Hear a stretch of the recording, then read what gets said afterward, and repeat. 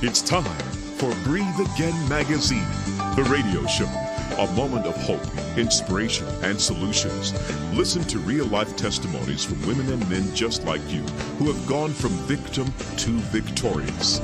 Sit back, listen, connect in the chat room, and share the show with a friend. Here's your host, author, and motivational speaker, Nicole Cleveland.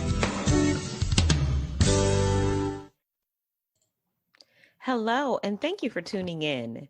My guest today is Ebony Ford. After losing 4 babies, Ebony found herself pregnant once again. At 26 weeks, she became gravely ill and was rushed to the emergency room. Holding on to her faith, she put the pregnancy in the Lord's hands. Listen as she shares her victorious testimony and the miracle blessing sent from God. Her name is Rain. Don't go away. We'll be right back.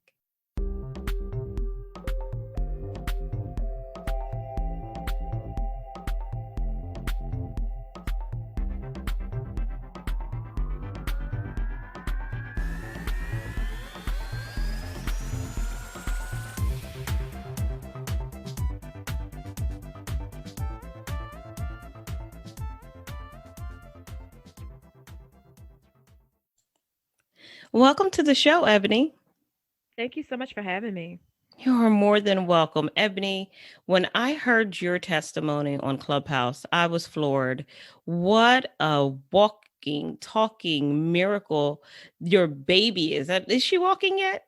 She's not Yeah. walking, right? Yeah, she's walking. She'll be 3 in March. Oh, wonderful, wonderful. What a miracle she is. And what you had to go through in order to get to the blessing is a miracle in itself and a blessing to others. So thank you so much for joining me. And thank you for your transparency because not many people will share that story. I find it um I don't know. I think we do ourselves a disservice when we aren't transparent, when we don't share what God has done for us, when we don't share the miracles that are happening in our midst. I believe that faith is often birthed out of signs and wonders. People need to hear that God still heals, that He saves, and that. I believe that he does those things so that we can brag on his miraculous power so that others will know, that he lives and saves and heals and all of that amazing stuff, all those things we aren't deserving of. He's amazing. And I Yes. share it every chance I get. Yes, yes, yes. Honey, you are talking my language. We are walking billboards for him, right? We're the hands and the feet of Jesus, and we have to share. We overcome by the blood of the Lamb and the words of our testimony. So we have to share what we've gone through to help that next sister and that next brother that's going through what we have gone through. So take us back, Ebony. Tell us a little bit about your story because you lost 4 babies and then you found out you were pregnant and then 26 weeks you became gravely ill.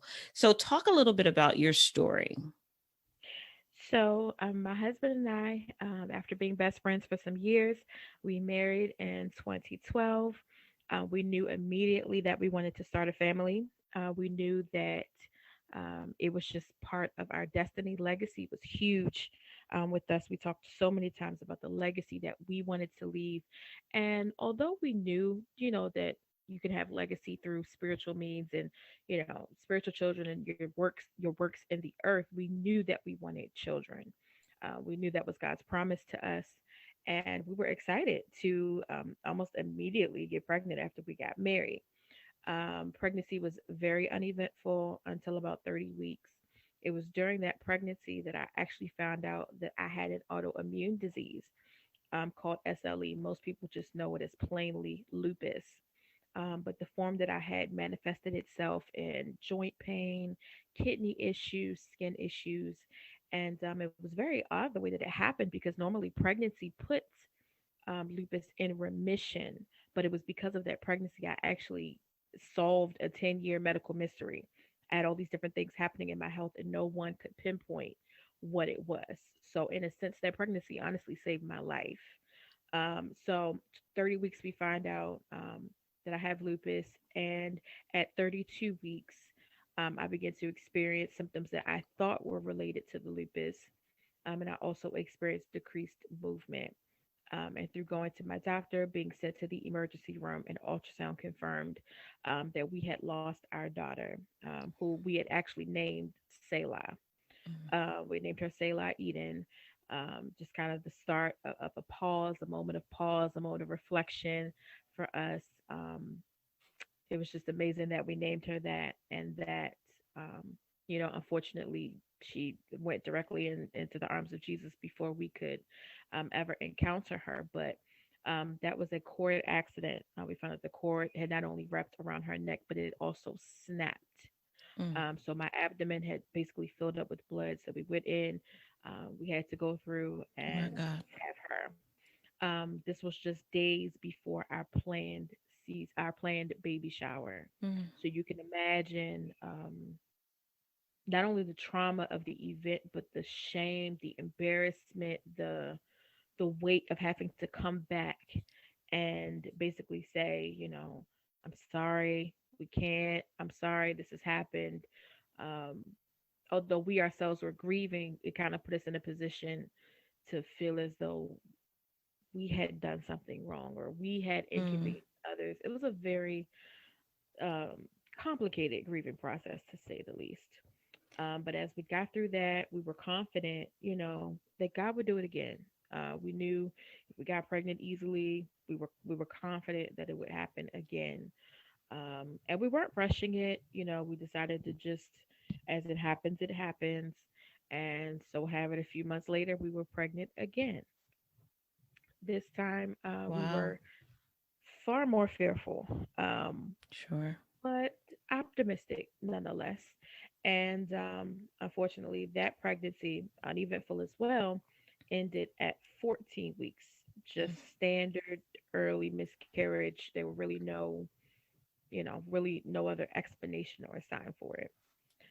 At that point, we were just like, okay, something is very wrong here.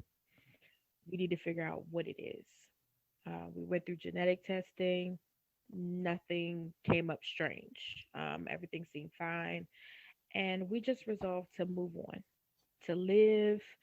We're going to, just enjoy our marriage because those losses basically consumed our first year of marriage. Our first year of Sure. marriage was rocky, and not for the average reasons, just because of the loss.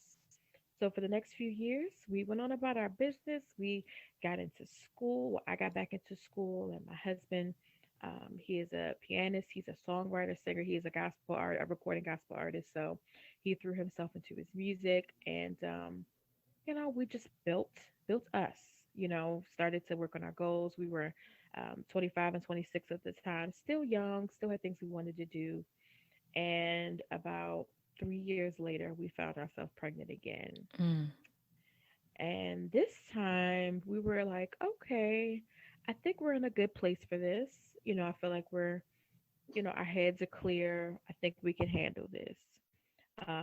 When I first found out I was pregnant, I sat with it. I found out on my own and I sat with it for weeks, which was hard because I share everything with my husband. We were best friends before we were married. So Why it was did you kind of, sit with it? wanted to make sure that it wasn't another early loss and I didn't. Um, Although I regret it now, I think I felt like I was gonna like save him somehow from heartache. If it was an early loss, there was a lot of spotting and bleeding early in the beginning, and I just was not confident Okay. that the pregnancy was, going to be well. But I found out the reason why that was happening was because we were pregnant with twins. Mm. So when I went in for my first ultrasound, saw two babies, and I was like, oh, I can't hide this. Mm-hmm. I can't hide this. It happened to be the week before Father's Day. So on Father's Day, I basically told him, gave him the ultrasound, and it was amazing. Great celebration. Sure. Yeah. And everything was tough. A lot more appointments, obviously, to watch us, not just because it was multiples, but because we had all the losses, and I also had lupus. So, Ebony, let me ask you one question. So, after the two losses, this is the third one. So, were you really fearful of moving forward, or were you embracing it? I would say both. Um, it was a very strange duality. I was terrified, but I was also very much welcoming Hmm. what was to come. Yeah. Okay.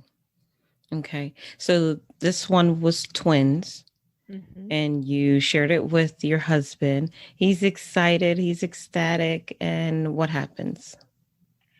We find out that they are both boys. So we are ecstatic, of course, he is. And we move on through the pregnancy. We have a gender reveal. And 2.5 weeks after the gender reveal, we knew that we had a genetic condition called twin to twin transfusion. Mm, It's basically a cord placental issue where one baby is getting more blood flow and in turn more nutrients than the other. Our case was a bit more extreme. Now there are procedures that can be done, procedures that can be done in utero, but at that time they weren't as recommended or as prevalent. And in our case, they didn't feel that it was severe enough to need that. There were just extra things I was asked to do, extra nutrients, calories, and the like. Unfortunately, we had a complete placental failure, mm, and in turn, we lost our boys at mm. 22 weeks. So, 22 weeks pregnant, we found out that we lost our boys. We lost one before we lost the other. We lost the smaller baby first. And then, unfortunately, the larger baby basically passed of a congestive heart failure, which is common in twin to twin transfusion. There's too much blood coming in, the heart was enlarged. Again, catastrophic, Mm. not just to our marriage, but to our faith at this Wow. Sure. um, we are both, elders.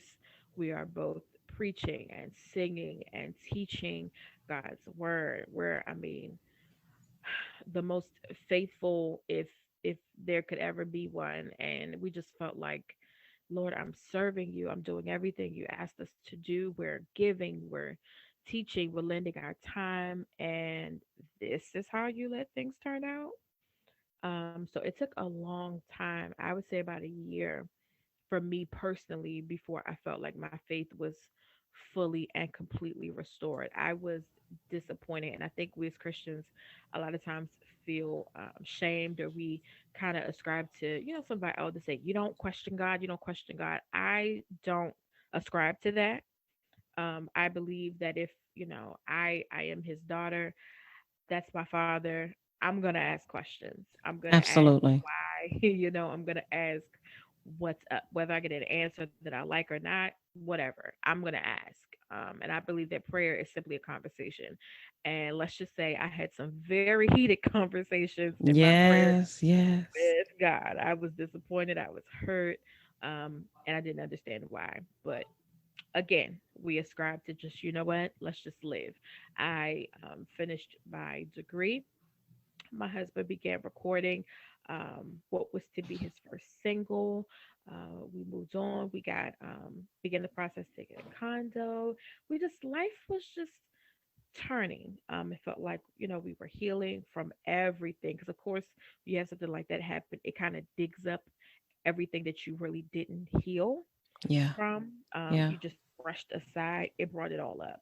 Hmm. And I think our marriage was honestly most affected by that last loss. Before, Wow. we really ran to each other and clung to each other. But after we lost the boys, many days we were just up staring at the walls. Um, we would wake up and just be like, oh, it's another day. And I Mm, often tell people, I wasn't suicidal by any means, but I did not want to wake up. mm. Many days I just did not want to wake up. I My could God. And that's real. Yeah, the pain sometimes can just be far too much to stomach, and I couldn't do it. Yeah. But through the grace of God, through prayer, through wise counsel, great friends and family, we were able to come through the worst part of the grief and really just focus on us. And Yeah. I remember praying this prayer. I remember it so vividly. It was about 6 months after the loss, And I just said, okay, God, do not, do not touch my womb. Do not fill my womb. Do not let me get pregnant Mm, if I'm not bringing a baby home. mm. I can't take this kind of disappointment anymore. I cannot go to labor and delivery and come home empty handed ever again. My I God. can't do Yeah. it. My heart can't take it. My mind can't take it. My family, my friends, it's just not fair. And that was the prayer that I prayed, and God heard me. Yeah. And Because, answered. well, eventually, but let me talk Right. about the hard part was that Yeah. for the next 2 to 3 years, we finally got to the point where we wanted to get pregnant and could not. Mm, Had all kinds of testing done. The doctors could not find a cause as to why we could not get pregnant. mm. Um, and that birthed a whole other kind of grief and disappointment because I'm like, okay, first we were getting pregnant a little too easy, and now something's wrong with us. Yeah. So you're gonna take our babies from us, and then you're gonna slap infertility on us. You know Mm, how unfair is that? Um, so I can admit now that it birthed a bit of bitterness um, in my heart. My prayers changed. My whole, and mind you, during this time, all of my friends who were experiencing infertility and loss, they're now having their first babies, mm, second babies. One of them even had a third, mm. all while we're still childless and we're still, you know, waiting. We're And still faithful now. And faithful to the ministry. very, very faithful. I Yes. was a senior elder at the time. My husband's ministry of music. We're teaching, we're preaching, we're giving, not just in our personal ministry, but also my husband's music ministry. And I'm like, God, this can't be life. This Yeah. cannot be life. Yeah. So we just keep doing what we do. And in October, I'll never forget the day, October the 1st, 2017, we were in church, and my bishop turned to me and he said, I don't know what kind of test the doctors have done on you, but they missed something. Mind you, this is a new ministry. Okay. We just joined this ministry about a month and a half before this. Mm-hmm. They know nothing about our history, they know nothing about the losses, they know nothing. Okay. Mm-hmm. He turns to me and says, I don't know. They've missed something. There's a blockage somewhere, or rather, there was. God is touching your womb. That Mm. by this time next My year, God. you will have a baby. Mama. And I turned and looked at my husband, and he looked at me, and I was like, And he was like, did you tell him? okay. And Right. I knew he hadn't. I knew Yeah.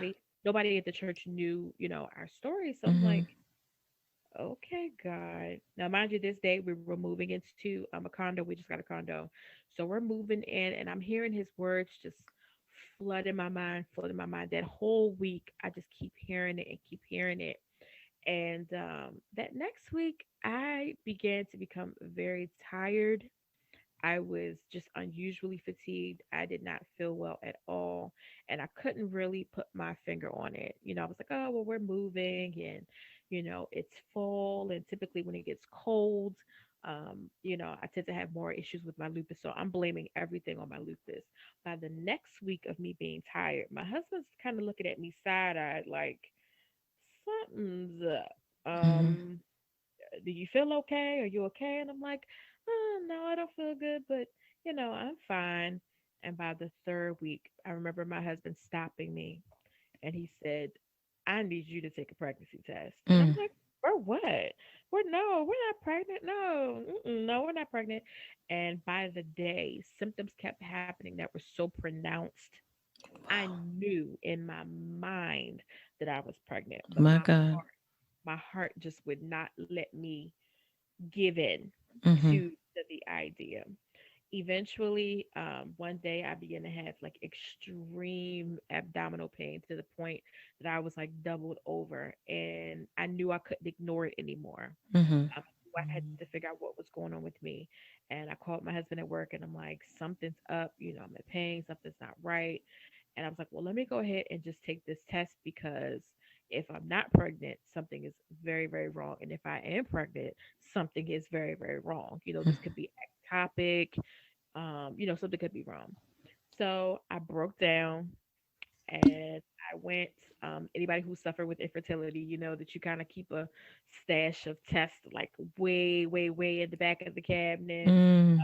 And I had this stash that I had for years and had not touched. I looked, making sure they weren't expired, nothing was expired. So I was like, let me just go ahead and take this test and just prove myself wrong. I took the test, and before I could sit it down on the counter, the lines were dark. Wow. Wow. And I looked at it again and I was like, no, that can't be right. Took Mm. another one and the same thing happened. Mm-hmm. So I called my husband. I'm like, yeah, we're pregnant. And he's like screaming, I knew it, I knew it, I knew it. So I'm like, okay, that's good. But something's wrong because I'm in a lot of pain. Something's off. So he comes home. We go to the emergency room and we find out through blood work I am indeed pregnant. Blood work looked like I was about 3 to 4 weeks pregnant. And oddly enough, the dates of conception ended up coming back to September 30th through October the 3rd. The Mm. prophecy was on October the 1st. Wow. He did a quick work. Yes, He but it's did a almost quick as work. if I was already pregnant Yeah. when my bishop said it. Yeah. Literally, like at the second that it happened, it's almost like Yeah. it happened when he said it.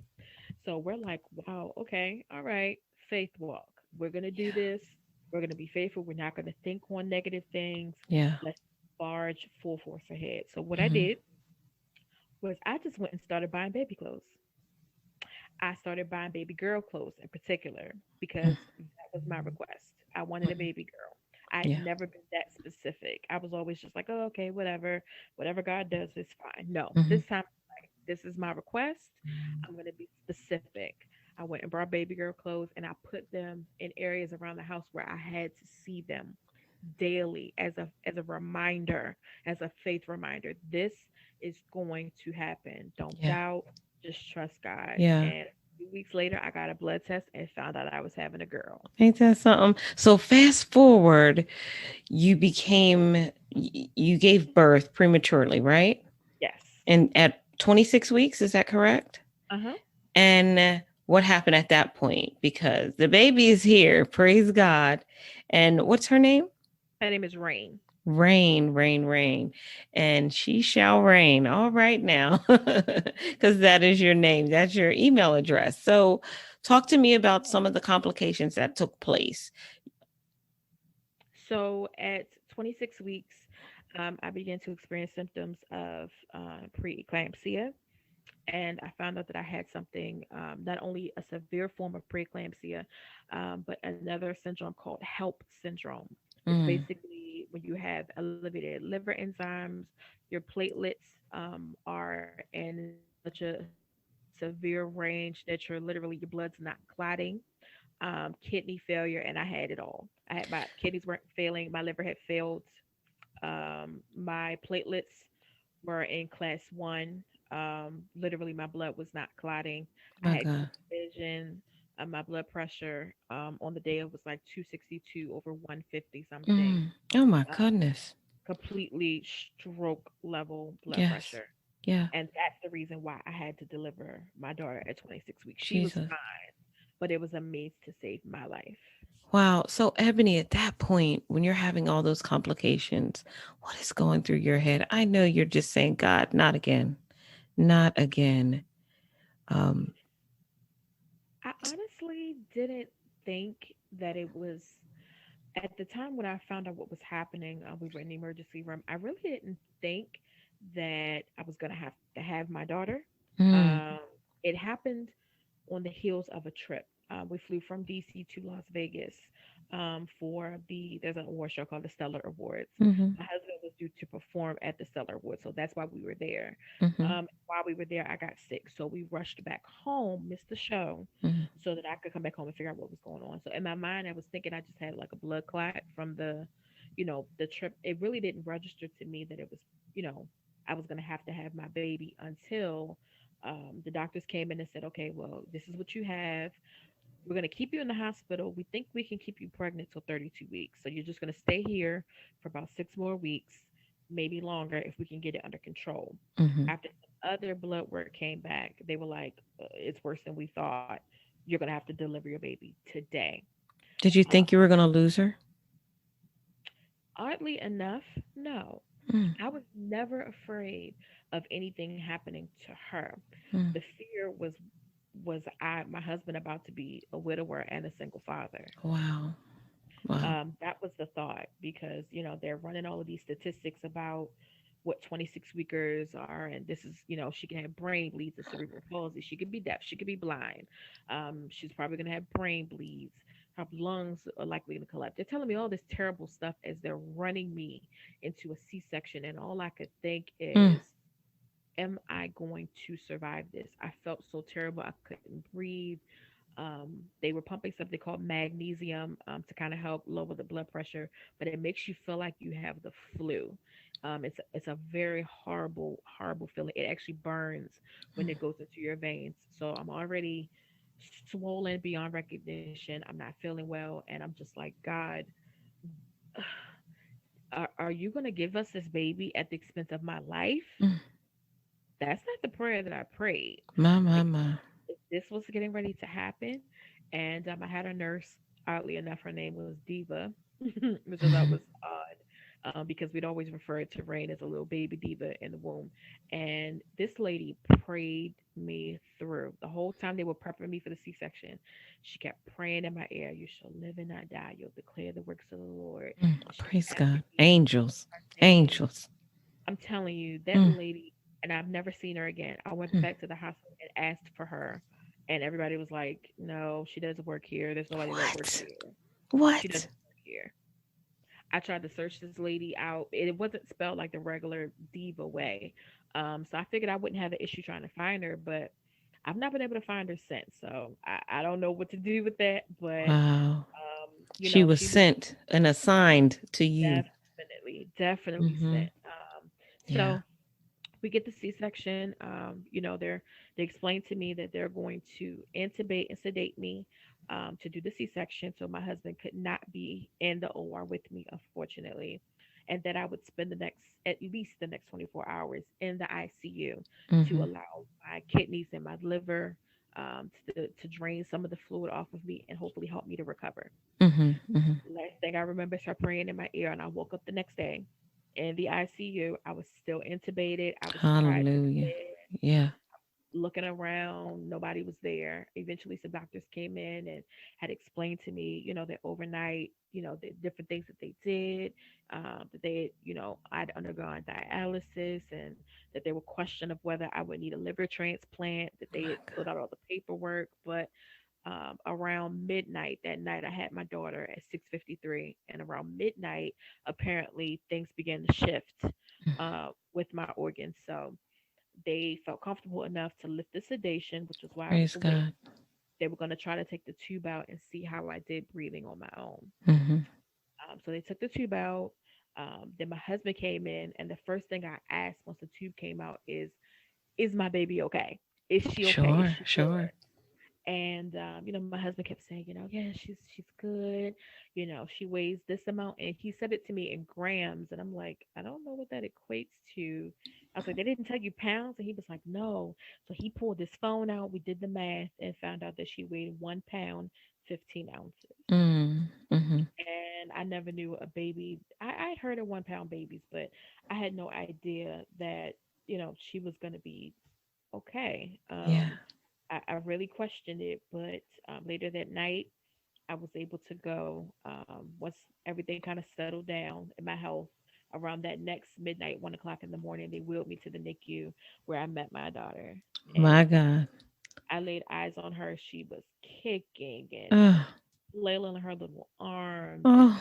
all I could see was tubes and blankets and this little, I mean, literally size of the palm of my hand, baby, just kicking, and just I'm just looking like, God, this came out of me. This little fighter came Mm. out of I was just about to say she's a fighter, a champion, a warrior.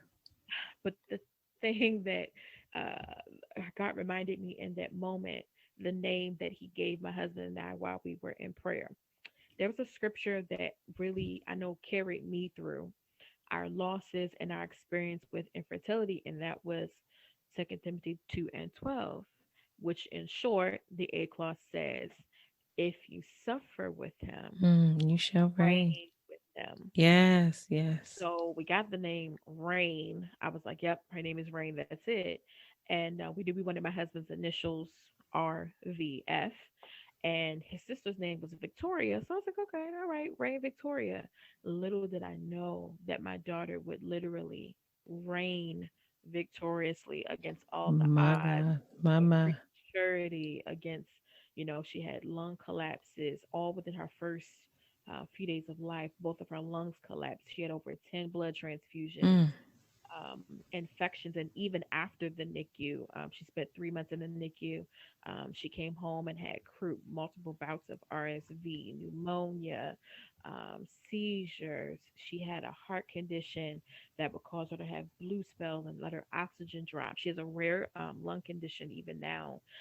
It's called pulmonary fibromatosis, where basically there's like like fibroid tumors you hear women speak of. Those same kind of tumors are in her lungs, in her airways, inside and outside. So with any kind of inflammation, like your common cold or just a simple bug that may not be much to us, causes those airways to clamp down, causes her oxygen levels to drop. She can be mm. running around playing, and then the next minute she's on the ground and she's blue. She's fighting.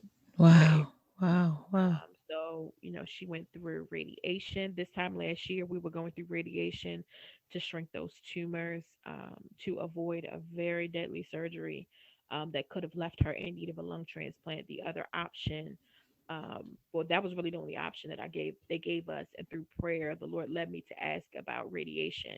So I Mm-hmm. began to look it up, and I found out that there were a few cases of people who did radiation and saw success. Mm-hmm. So I fought with our insurance company tooth and nail, but they finally agreed to it. We had to pay a certain amount of money.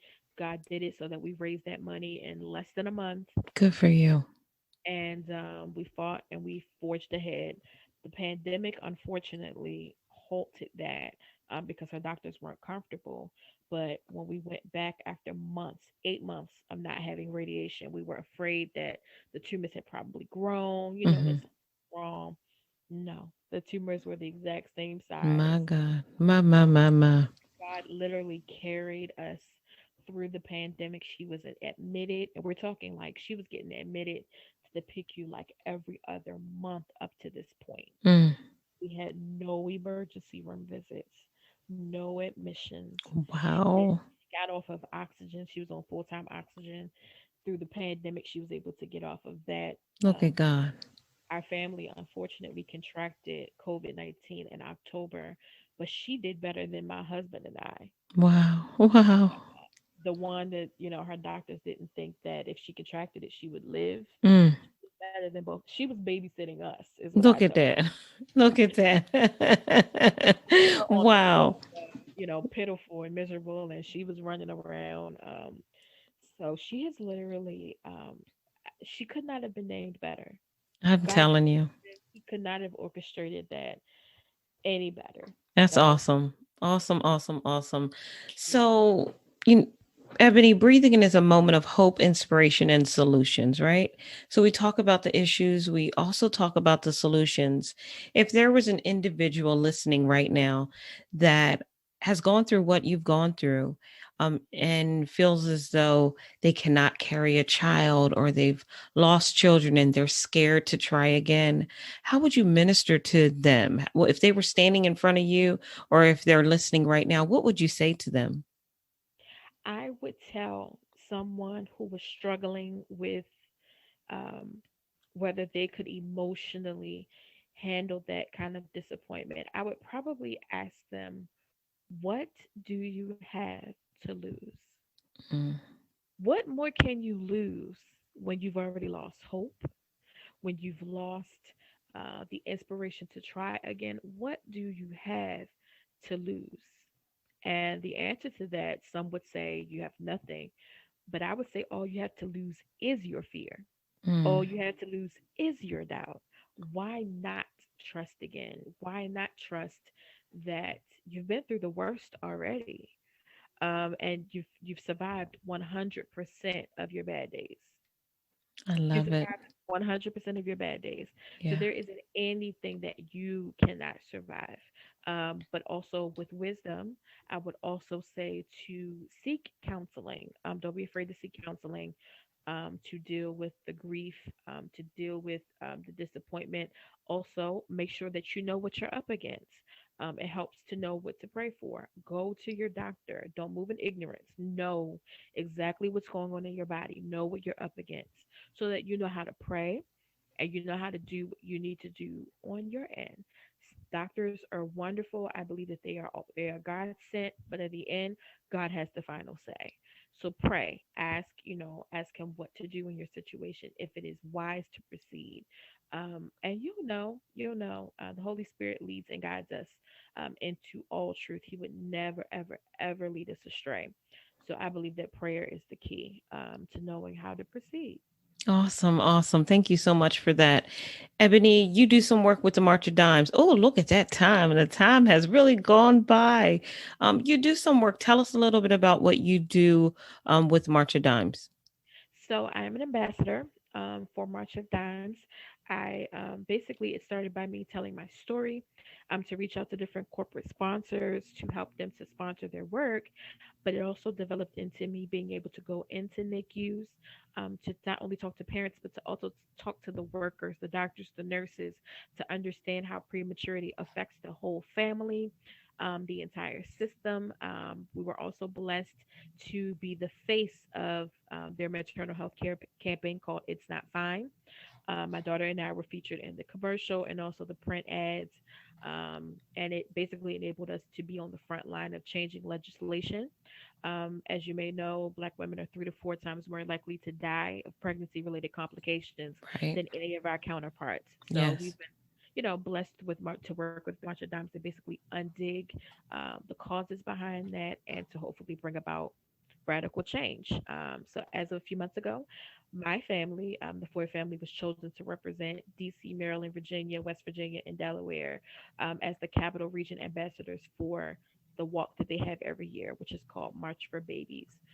So we are the family that is going to represent all of the families this year, and it gives us an opportunity to work with local legislators, to help change laws, to help with hospital policies and different things to not only accommodate prematurity but also maternal health care.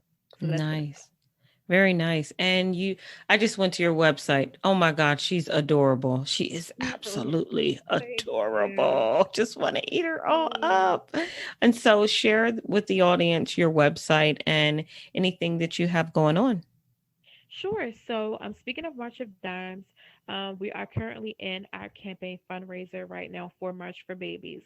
100% of that goes to our work against to work with prematurity. There's testing now that can predict if a woman will have her baby early. It can predict up to 6 weeks.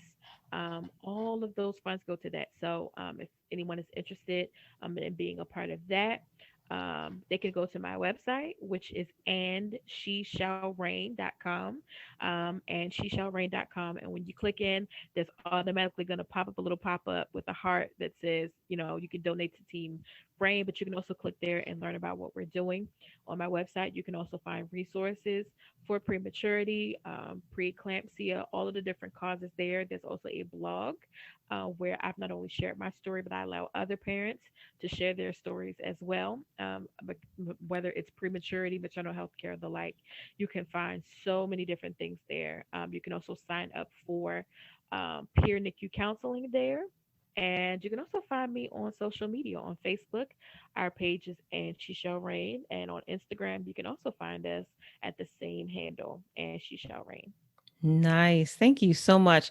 And listeners, when you go to that website, you are just going to be overtaken by the cuteness. I'm telling you right now, because she is absolutely adorable. So much cuteness. You know what, Ebony? Thank you so much for joining me tonight. Thank you for sharing your story. And thank you for what you do for March of Dimes and for all of these families that are out there because it's so needed. So thank you so much. Oh, that's my privilege.